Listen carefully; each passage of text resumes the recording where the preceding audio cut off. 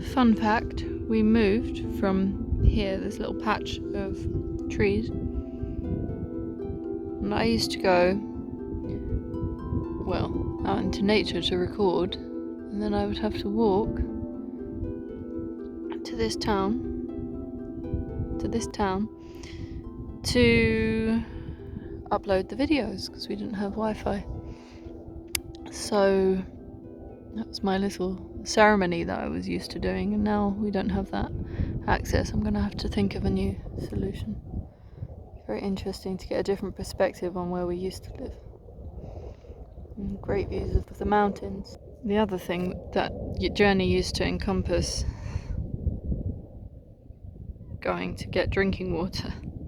So at least we don't have to do that anymore. And there's the big city.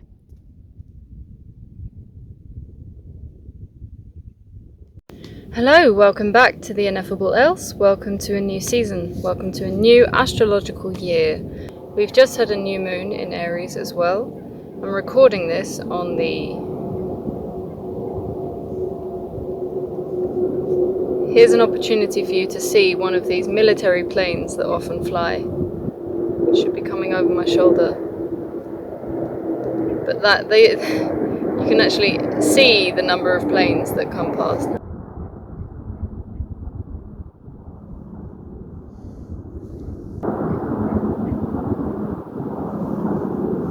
So I'm taking the opportunity to have a big shake-up of the channel and the areas that I would like to explore, and I would be very grateful if you told me in the comments what you're interested in or how you think I could best format these things, because what I've come to learn over my 3 years of making videos on this channel is that many things I talk about end up being fairly universal or very specific, but something that we all experience.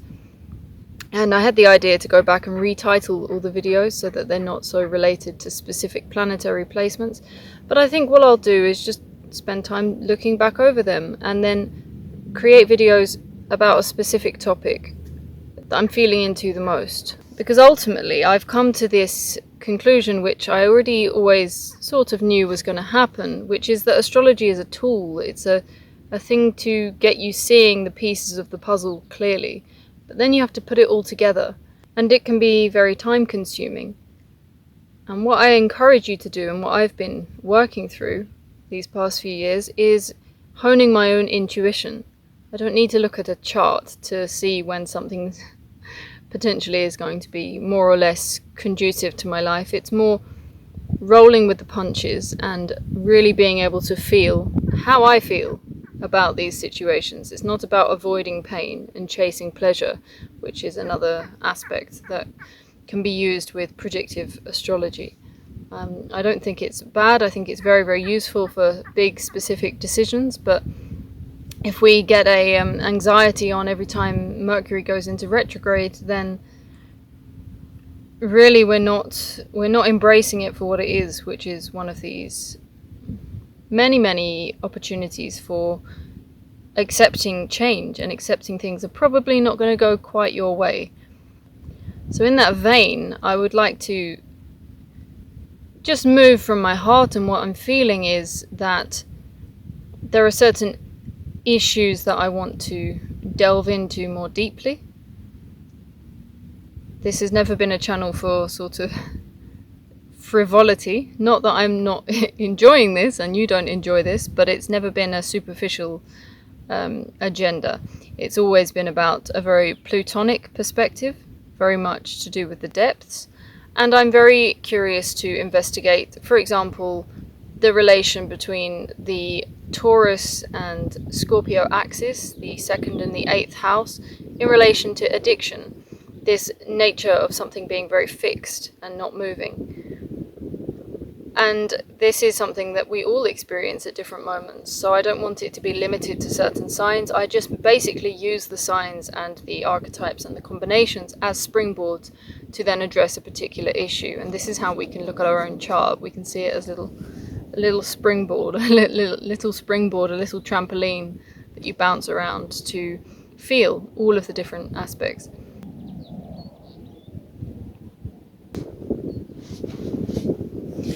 And given that I have all this experience with looking at charts weekly and analysing the patterns and the movements of the stars, it's then made me much more able to be sensitive to the changing nature of things. I live in a very, as you can see, a very wide open space. I get a lot of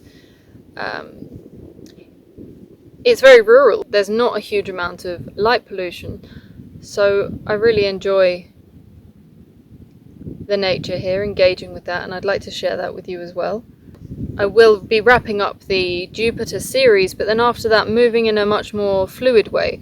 I definitely want to be addressing the outer planets. I want to be looking into Uranus and to the historic transits of Pluto and the larger, wide, broad scale mundane astrology that encompasses a whole generation, and what that I've done that with the Pluto and Scorpio generation, but I'd like to investigate more of the historic patterning.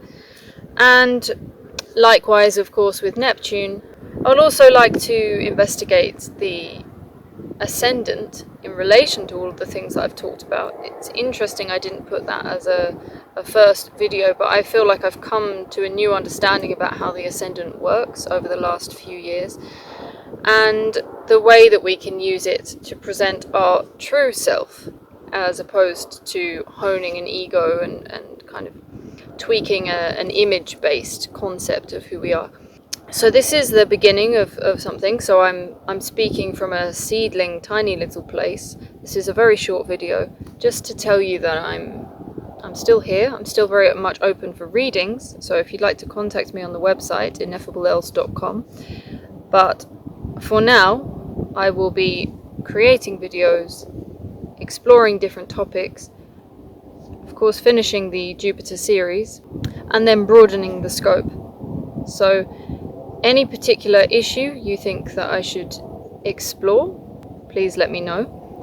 There's a gap, I feel, in terms of self-development and where we are with that. At this moment, it's now very, very popular to do trauma investigation and trauma healing. It's really fantastic. I'm so glad that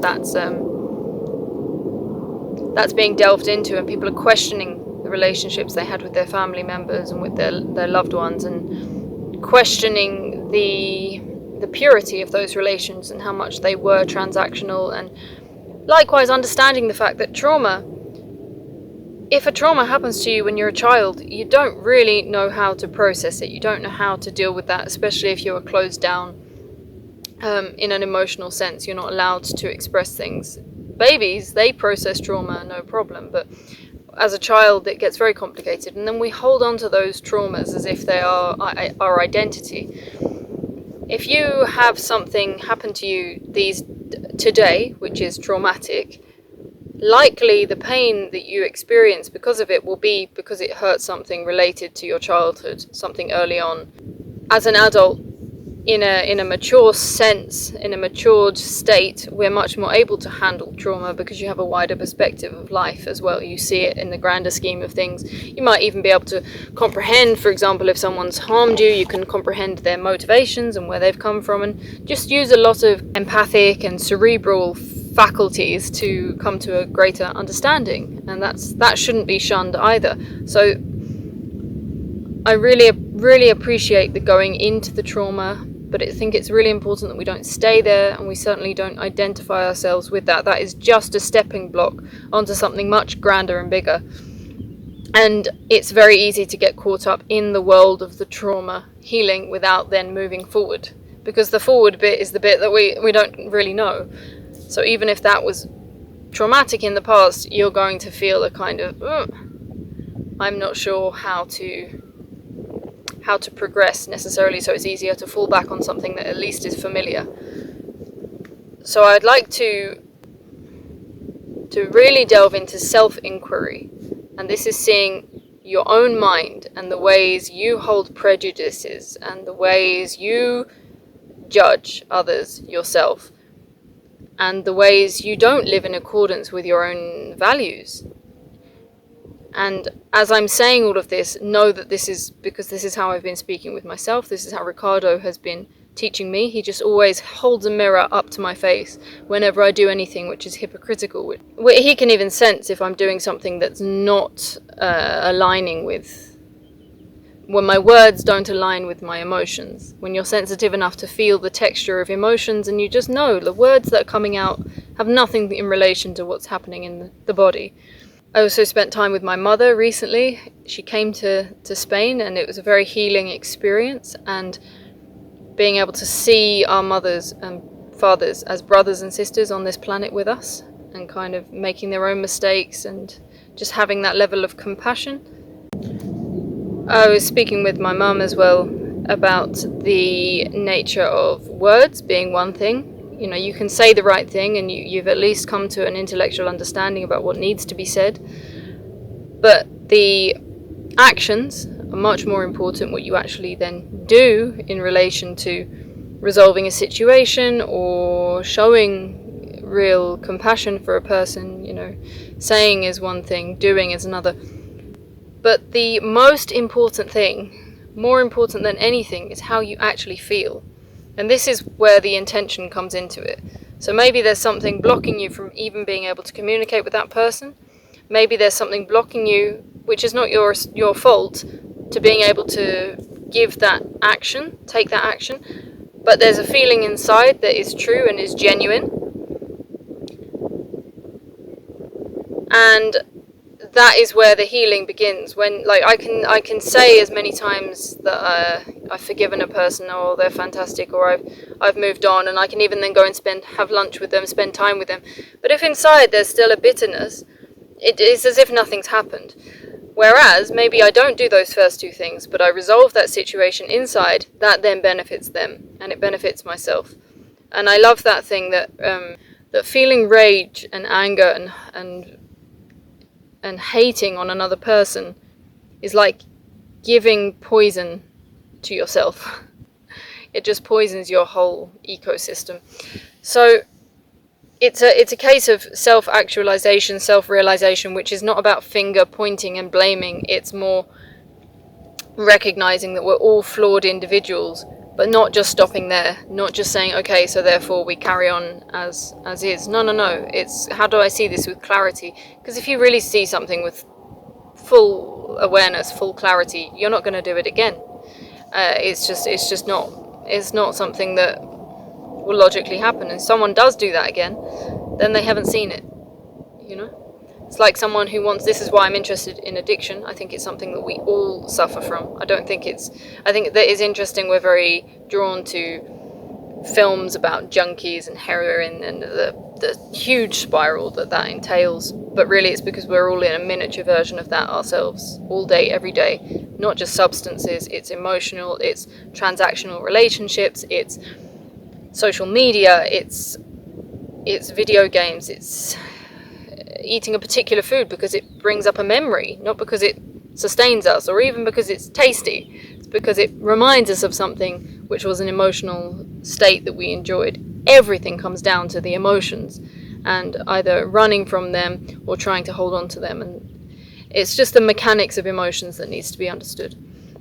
So this is me chewing the cud and kind of coming to just opening a door. This is an opening of a door. So you'll hear more from me. We'll be traveling again for a little while, and probably when I come back from there I'll have more clarity about where things are going to go. So thank you so much. Please subscribe to the channel and have a look at the old content. Go back over some of your old placements, which I've already made videos about, and explore them. And I like seeing them again in a different light, in a different time. It's funny, when I was listening to a podcast the other day, and I started listening to the end of it today, and I loved it. It was great. And at the end they said something, and I realized I actually already listened to the whole thing, but then I came back and listened to it again, and I heard it in a completely different way. It's very interesting, the human mind. It's absolutely psychotic, and we need to explore that, and the conjunction and the intersection with the emotions, because that is the foundation of everything. Really, it is. The other thing with the example of my mother was she has got lots of ecologically friendly things in her house. She's thinking about getting solar panels, and she doesn't fly anymore, but she did to come and see me. She says she'll only fly for family members. But I'm not pinning this on her, but I'm saying the root thing that we need to deal with is deeper, much deeper than something we do externally. It's an exploration internally as to why we need certain things, why we cannot live without certain things, and facing those fears. And certainly in Britain, that's about heating, not having central heating, not having a house that is consistently of a certain temperature, and it's a disconnection from nature. So it's not judging a person for having those desires, and certainly not for taking really positive action. That is still fantastic, but it's then what's the layer underneath that? Switching out from synthetic clothes to natural clothes, but still there's a consumerism. Where's the need for new clothes all the time? This kind of thing. This is what I'm interested in investigating. So if you want to join me on this journey, then please do. I am covered in spiders and ants. That's life. So see you next time. Bye bye.